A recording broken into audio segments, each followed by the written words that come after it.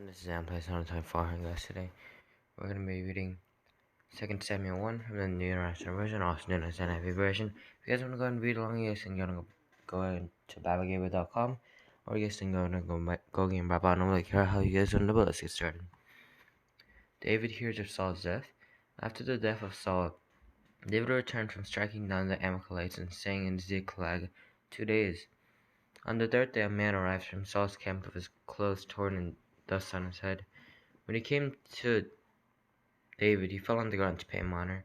"Where have you come from?" David asked him. He answered, "I have escaped from the Israelite camp." "What happened?" David asked. "Tell me."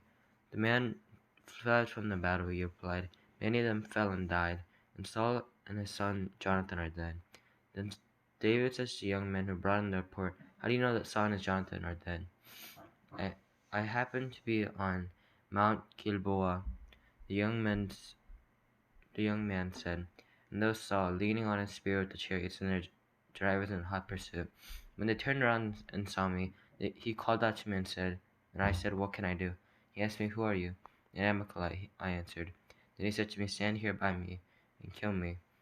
The doors are deaf, but I'm still alive." So I stood beside him and killed him, because I knew that after he had fallen he could not survive. And I took the crown that was on his head and the band on his arm, and I have brought them here to my lord. Then David and all the men with him took hold of their clothes and tore them.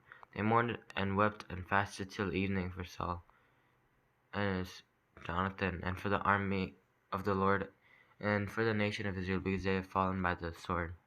David said to the young man who brought him the report, "Where are you from?" "I am the son of a foreigner, an Amalekite." David asked him, "Why weren't you afraid to lift your hand to destroy the Lord's anointed?" Then David called one of his men and said, "Go strike him down." So he struck him down, and he died. But David had said to him, "Your blood be on your own head. Your own mouth testified against you. And you said, 'I killed the Lord's anointed.'" David's lament for Saul and Jonathan. David took up this lament concerning Saul and his son Jonathan, and he ordered that the people of Judah be taught this lament of the bow. It is written in the book of Jashar: "A gazelle lies slain on your heights, Israel, how the mighty have fallen. Tell it not in Gath, proclaim it not in the streets of Ashkelon, lest the daughters of the Philistines be glad, lest the daughters of the uncircumcised rejoice. Mountains of Gilboa, may you have neither dew nor rain, may no showers fall on your terraced fields, for the shield of the mighty was despised, the shield of Saul, no longer rubbed with oil. From the blood of the slain, from the flesh of the mighty, the bow of Jonathan did not turn back, the sword of Saul did not return unsatisfied. Saul and Jonathan, in life they were loved and admired, and in death they were not parted. They were swifter than eagles, they were stronger than lions. Daughters of Israel, weep for Saul, who clothed you in scarlet and finery, who adorned your garments with ornaments of gold. How the mighty have fallen in battle. Jonathan lies slain on your heights. I grieve for you, Jonathan, my brother. You are very dear to me. Your love for me was wonderful, more wonderful than that of women. How the mighty have fallen, the weapons of war have perished.